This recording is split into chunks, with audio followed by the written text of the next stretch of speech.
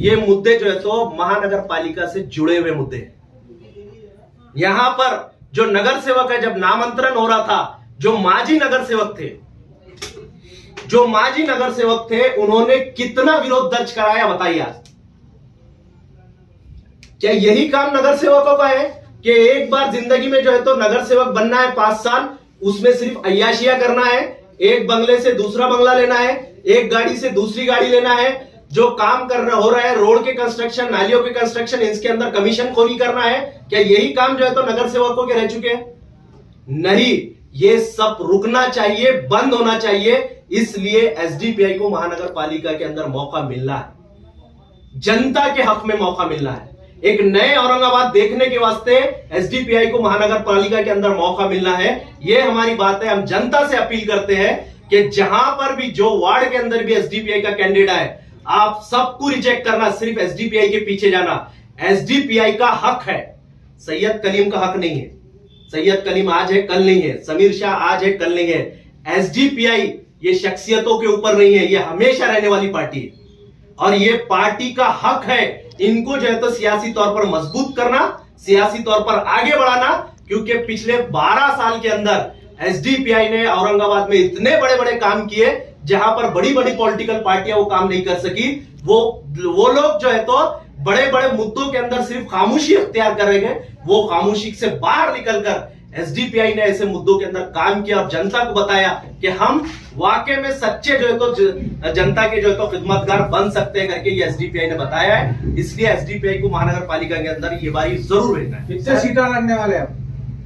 हम जो है तो अभी एमआईएम के साथ अलायंस के अंदर बात कर रहे हैं। हमारी बात तकरीबन 80% हो चुकी है। एक 20% में सीटों को लेकर बातचीत चालू है। वो अलायंस का जैसे ही फाइनल हो जाएगा, हम जो है तो कॉमन फिर भी कितने सीट मांग रहे हैं? हमारा 5 सीट का जो है तो प्रपोजल हमने उनको दे चुके हैं। हमारा रेडी फर्स्ट लिस्ट जो है तो अभी भी रेडी है। उसके अलावा जैसा जैसा हमारा बातचीत होती है वैसा वैसा मांगे। कौन कौन से वार्ड मांगे? हमारा कोर जो एरिया है वो किराड़पुरा, बाईजीपुरा और नारेगांव है। आप हमेशा से एमआईएम को समर्थन देते हैं, क्या इस बार भी वापस से समर्थन दे देंगे? देखिए, अगर अलायंस कंप्लीट हो जाता है तो जाहिर सी बात है आप इस मर्तबा एमआईएम जो है तो एसडीपीआई को समर्थन देंगे। नहीं, पिछले लोकसभा में, विधानसभा में आपने ऐलान किया था चुनाव लड़ने का, उसके बाद एमआईएम को समर्थन दे दिया। क्या इस बार अलायंस नहीं होगा तो क्या वापस से समर्थन दे देंगे? अलायंस अगर नहीं होगा तो एसडीपीआई 100% जो है तो तन्हा इलेक्शन लड़ेंगे। लेकिन इस मर्तबा हम जरूर मैदान में उतरेंगे, क्योंकि मैं इस अभी फिर अपनी बात दोहरा रहा हूँ, एसडीपीआई का हक है, वो हक हम जो है तो लेके रहेंगे। सर, अभी आपने कहा है कि औरंगाबाद नाम बचाने के वास्ते जो है तो यहाँ की तमाम लीडरशिप तो कहीं ना कहीं उसके अंदर 25 नगर सेवक एमआईएम के थे और खासदार इम्तियाजी साहब थे। तो आपने इशारा में ये भी कहा है कि भाई ये लोगों ने कुछ नहीं किया, जबकि इनके धरने हुए, इनके आंदोलन हुए, बम्बई तक बहुत से करे, तो फिर ये एक्टिविटी का कौन सी निगाह से देखते हैं? देखिए, पहला जो धरना हुआ था खासदार इम्तियाज जलील साहब के नेतृत्व में, उसमें वो धरने के अंदर एसडीपीआई खुद जो तो वो धरने के अंदर मौजूद थी, उसको सपोर्ट किया था। हमारे साथ में कई पक्ष, कई लीडर, सब लोग किए थे, पूरे औरंगाबाद के लोग किए थे। उसके अंदर हम सब एक होकर जो है तो औरंगाबाद बचाने के वास्ते एक प्लेटफॉर्म पे आए। लेकिन उसके बाद जब धरना खत्म हुआ, हमारी शिकायत उसके बाद से शुरू हुई। धरना खत्म हुआ मतलब औरंगाबाद का नाम हमने दे दिया है क्या? नहीं दिया, आज भी नहीं दिया। आज भी हमारा मानना है कि औरंगाबाद रहना चाहिए। सर, अभी आपने कहा है कि मतलब आपने खुले तौर पे कहा है कि नगर सेवक का काम है, इन्होंने कमीशन लिए, ये करे, धंधा करे, ये करे। तो बड़ी हैरत की बात है कि जब 25 नगर सेवक एमआईएम की थे, ये सब जग जाहिर है, और आपकी युति की बात चल रही है, और कहीं ना कहीं आप जो आक्रामकता बता रहे हैं, तो कैसी युति होगी फिर? तो बड़ा अजीब बात चल रही है। नहीं कि आप उनके पुराने कारगुजारी को सामने रख रहे हैं, जो कहने की तकलीफ दे बात है। यूटी पे तो कहीं ना कहीं कुछ समाधान, मतलब कुछ समझौते भी करना पड़ते हैं। एक आप तो उनके ऊपर हमला भी कर दे रहे हैं, एक आरोप भी डाल दे रहे हैं, और दूसरे यूटी की बात कर रहे हैं। कैसा काम चलेगा? देखिए, जहां पर भी हम युति करते हैं और दूसरी तरफ की बात भी करते हैं पार्टी को लेकर, जो भी जाते हैं, तो हमारा पहला जो प्योरिटी रहता है, पहला जो तरजीह रहता है, हम आवाम का फायदा देखते हैं। पार्टी का फायदा, पार्टी के लोगों की बातचीत है, वो दूसरा है। हम अगर ऐसा रहता तो जैसा पिछला सवाल आया था, फिर लोग वो भी सवाल करेंगे कि भाई फिर जो तो आपने पिछली मर्तबा जैसा सपोर्ट किया था, अब मर्तबा भी सपोर्ट ही करो ना, क्यों शेयरिंग कर रहे? शेयरिंग करना एक दूसरा पॉलिटिकल रीजन है, वो एक अलग चीज है। लेकिन यहाँ पर जो पिछली बार नाकामियां हुई, वो नाकामियों को कैसे फुलफिल किया जा सकता है, उसके लिए एक ऑप्शन है एसडीपीआई, वो हम बताना चाहते हैं। नहीं, करीम भाई, आप एमआईएम के साथ ही क्यों जाना चाहते हैं? बहुत सारी सेक्युलर पार्टियां है शहर में, समाजवादी है, कांग्रेस है, राष्ट्रवादी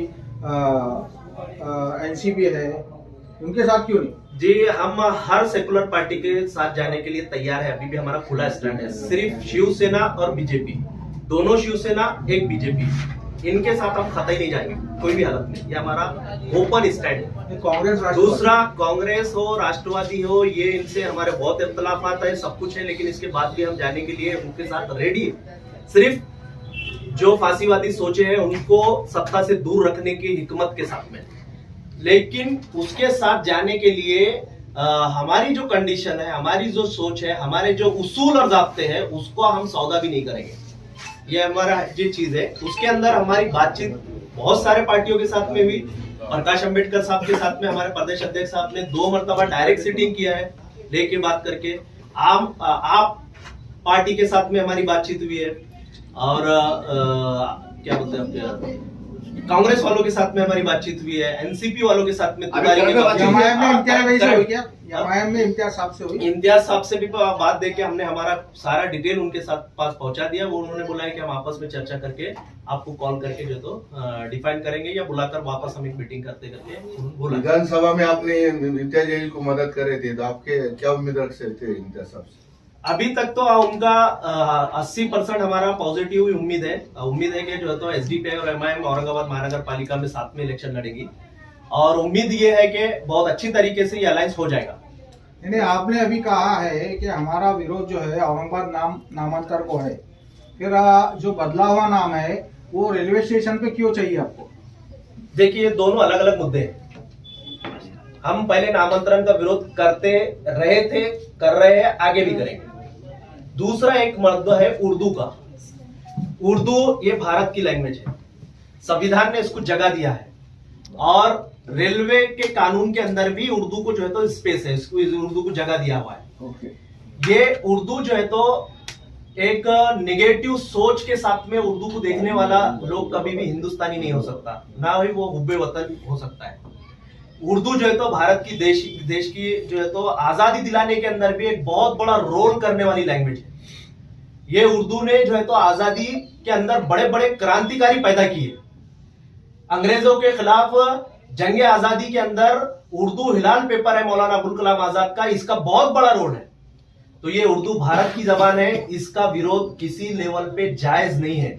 लेकिन सर एक बात है, जैसा आपने कहा है कि वहां पर उर्दू में नाम देना चाहिए, लेकिन वहां नाम तो छत्रपति संभाजी नगर आ रहा है, तो कहीं ना कहीं आप मतलब एक धक्के चुके अल्फाज से समर्थन भी कर रहे हैं, ऐसा मीनिंग निकल के आ रहा है। बिल्कुल नहीं है, बिल्कुल नहीं।